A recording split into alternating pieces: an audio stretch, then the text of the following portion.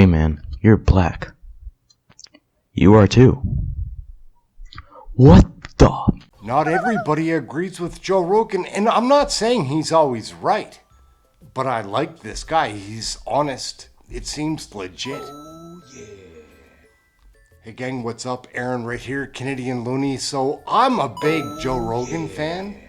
Like, I've watched so many podcasts that I kind of feel like he's my friend. I know he's not, but he would be if we met. Let's take a look and a listen. Joe Rogan on Canada. He has some very formed opinions. Oh, yeah. Whether he's right or wrong, let's listen. They're regulating podcasts in Canada. Oh yeah, and I was reading about this bill, because I woke up and we're jet lagged, so I woke up at a ridiculous time. I went on the phone, which you should never do. Let's be honest, that is a bad way to start the day. It's not good. No.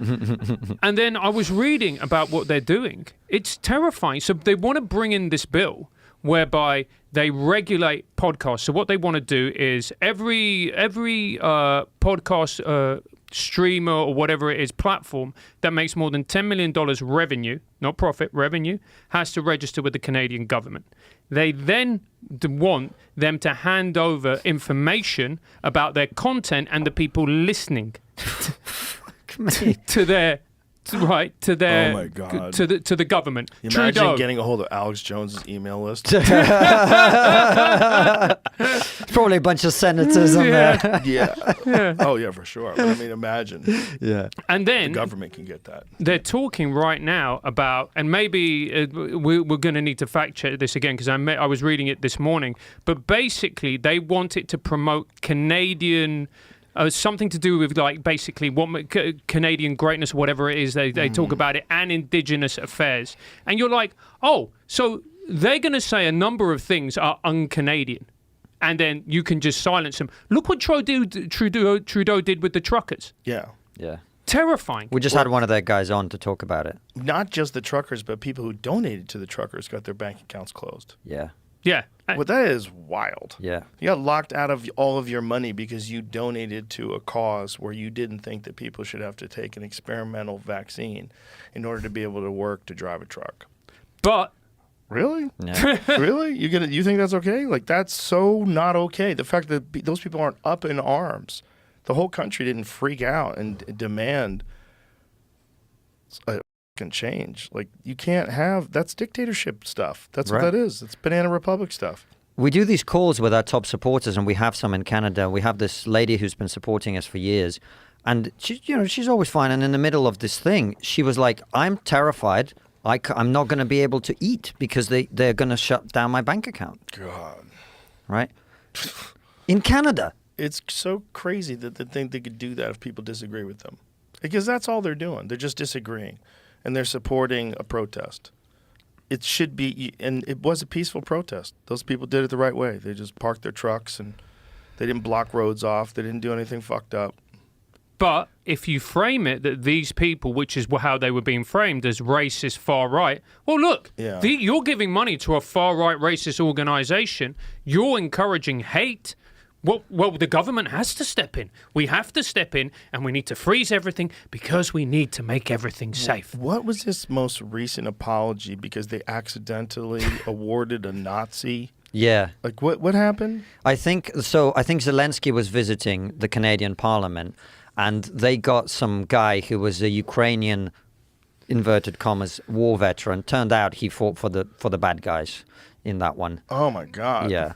I don't think like Zelensky or I don't know. Probably didn't know. Yeah, he didn't know. But so imagine you're sitting in Parliament and everyone's like, "Hey, let's do stand up and give a round of applause for this war veteran." You're like, and then it turns out you're applauding a Nazi. How old is this dude? Old. Like, he probably doesn't even know. I'm not a good guy. I'm not a fucking good guy. Maybe he's like tricked himself that he wasn't a Nazi. Yeah. Yeah. Imagine. Not everybody agrees with Joe Rogan, and I'm not saying he's always right, but I like this guy. He's honest. It seems legit.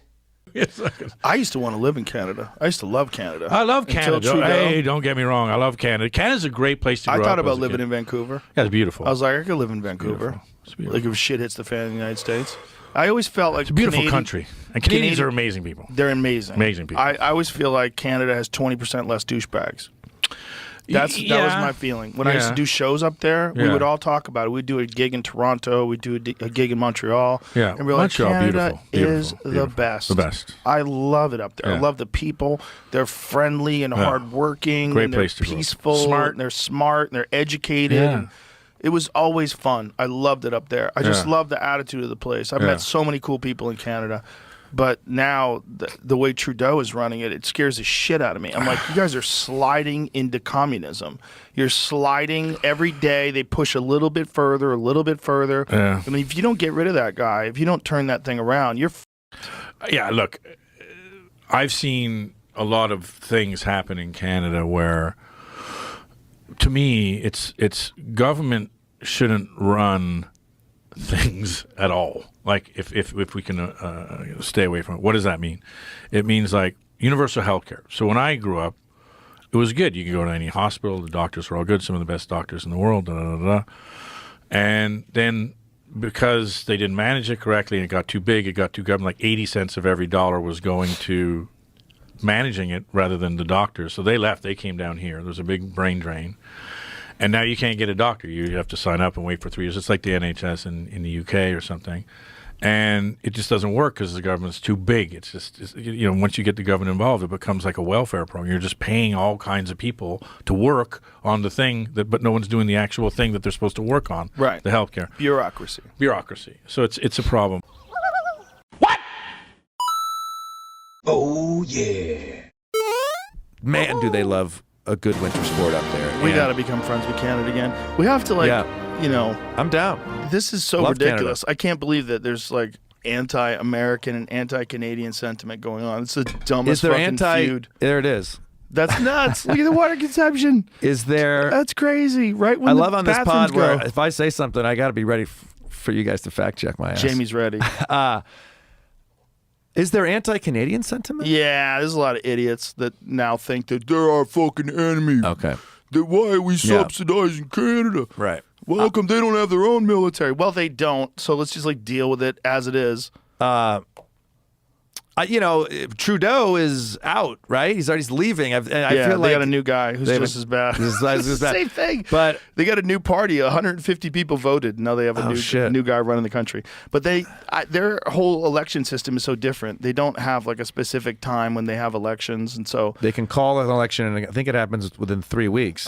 The whole thing is so crazy. And so I don't know what's happening with their politics, but I just want America and Canada to get along. I think it's ridiculous. Yeah.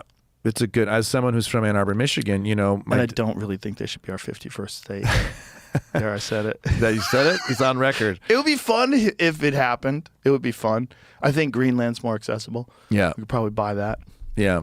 If we want a 51st state, it's Greenland. Plus, if global warming is real because of all the digging and oil and all that shit, it'd be good to have a cold spot to eventually warm up. I just read this. Then we have this other asshole, it seems to me. I'd love to have an argument with this person because they have it all wrong, it would seem. Let's take a look. What a mess. They're popular on here. There must be a lot of fools out there watching online. What else is the explanation? Right now, you can't do in Canada. It's not the same. Like, their ability to express himself on the internet has been severely limited. Joe Rogan's recent comments about Canada are so ill-informed, so unbelievably stupid, that it makes me long for tropes about moose, igloos, and mounties. Or, does your head flap when you talk? Thanks, South Park. All of that is better than what you're about to witness. But this is not simply rage bait. I'm going to break down exactly what I suspect he is trying to talk about here and hopefully inform both Canadians and Americans in the process. First, listen to this trash. Hey man, you're black. You are too. What the? If you can't express yourself and say, hey, this is fucked up, this is crazy, why am I doing this? Like, these studies show that you're not correct. Like, if you can't say all those things, which right now you can't do in Canada, it's not the same. Like, their ability to express himself on the internet has been severely limited. It's real weird, man. It's real weird, and it's happening right. You could walk there. If you wanted to, you could walk there. And it's fucked. It's like it's on the same patch of land as us, and it's fucked. It just shows you what can happen here if you don't have the right laws. Because people like that fuckhead, Justin, they pretend you guys are on first name basis. Yeah, that cocksucker. They pretend that they're, and I don't talk this way about anybody. No, I'm really surprised. I genuinely despise people like that. And I think it's good to say it publicly because people need to understand like what these people are doing. These people are leading you on the road to legitimate communism. Like he's leading that country on a road to legitimate communism. It's very dangerous. And I think most Canadians are fed up with it at this point. It's just like the party up there has so much control. And he's been forced to resign, so he's got to step down. And just hopefully they don't get some new slick talker to con them into the same old bullshit. Hopefully someone comes along that has like real meaningful change. All right, first, congratulations for making it through to the other side of that clip, because that is one of the dumbest minutes that I have ever heard in my entire life. Joe Rogan is the dumbest guy with the largest platform. Gang, I've been watching Joe Rogan for years now. He's like a friend. It almost feels like I've just watched a lot of his podcasts, so it kind of feels like you know him. What do you think of Joe Rogan? Let's take a shot. Like, he's one of the most popular, heaviest influencers in the world. Joe Rogan on Canada. Let's take a look. Then we have this other asshole, it seems to me. I'd love to have an argument with this person. There are people that have, big platforms like he does that say dumb things, but they are propagandists. They often knowingly know what they are doing. Joe Rogan, I think, is just a moron. He has said so himself that he's an idiot. So it's not surprising when he says something stupid. The problem is, because of the size of his platform and the kind of audience that listens to him, people that are typically at this point apolitical or you're already right wing, it has an impact where people actually believe a lot of the shit that he says without citing anything here. So, like, there's a lot to address here. I'm going to get to the meat of what I think he's talking about as it applies to can't express yourself online, which I'm doing a pretty good job of that right now. The only limitations on me are from YouTube and their terms of service, an American company. But besides that, Karen, is there something in the matter? Well, let's get right into it. Why did you wear blackface 3 times? I did not wear blackface. But there's pictures of you wearing it? Those pictures are fake, made with Mid-Journey or one of those image apps. That's ridiculous. WTF. Here, here. So, hi everyone, good morning. What a great day for Canada. Are you passionate about stuff? God damn it, that's not news! What about us?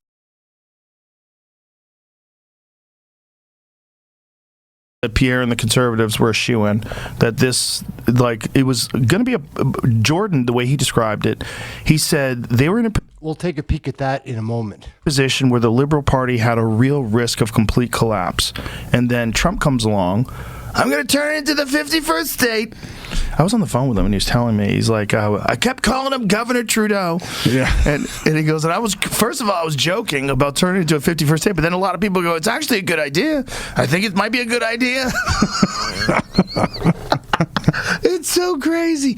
But that had the worst possible effect because then Canada united, like, hey, these fucking Americans think they're going to take over us, eh? And then they... Sorry. Yeah, it became a disaster for Canada, unfortunately.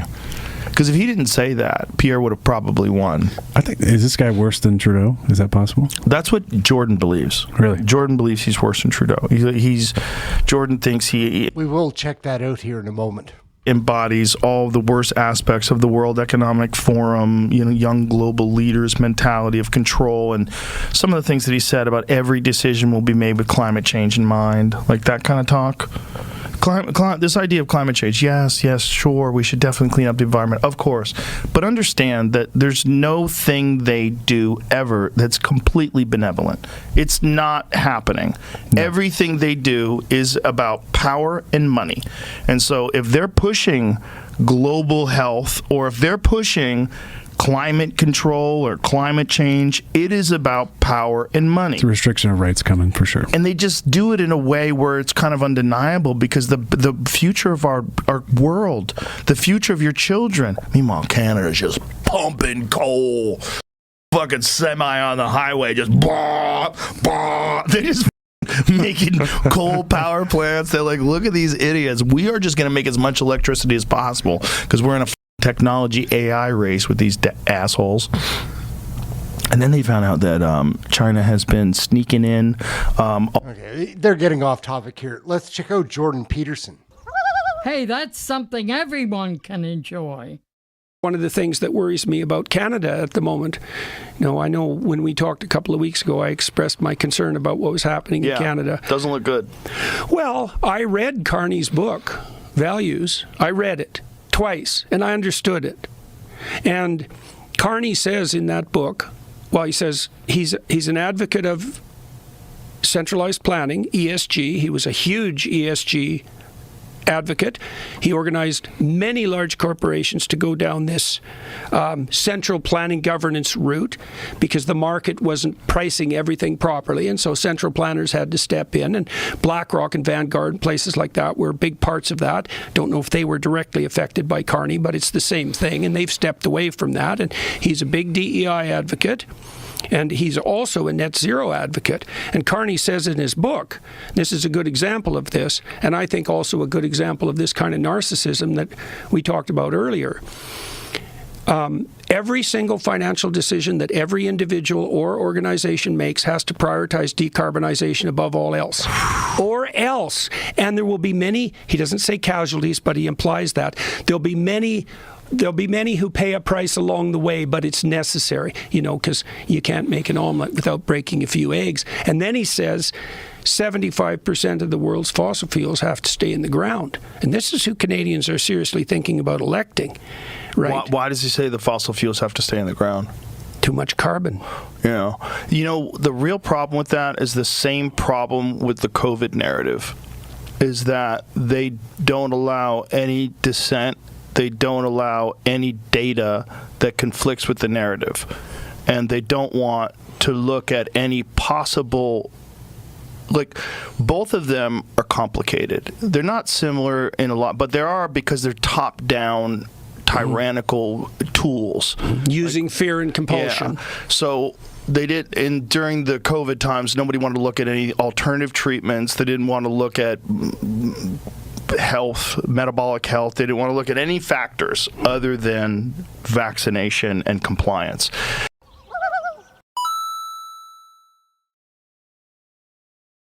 Everyone wants to talk about Canada when they get on Joe Rogan. They never talk for long, but always in bits. They're informed too. That kind of reminds me of what happened in Canada with the truckers. Yes. I mean, they froze their bank accounts. Yeah. Or people who donated to them. Yeah. People who donated to them got their bank accounts frozen. How insane. Insane. And then that same party just won again. Good job, Canada.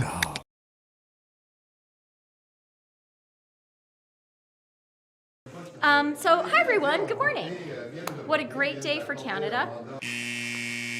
Yeah, all right. I told you. Listen. In a shocking turn of events, it now appears that thousands of people from Denmark are flooding into the United States with hopes of taking the place of the striking Canadians. What? Oh, yeah.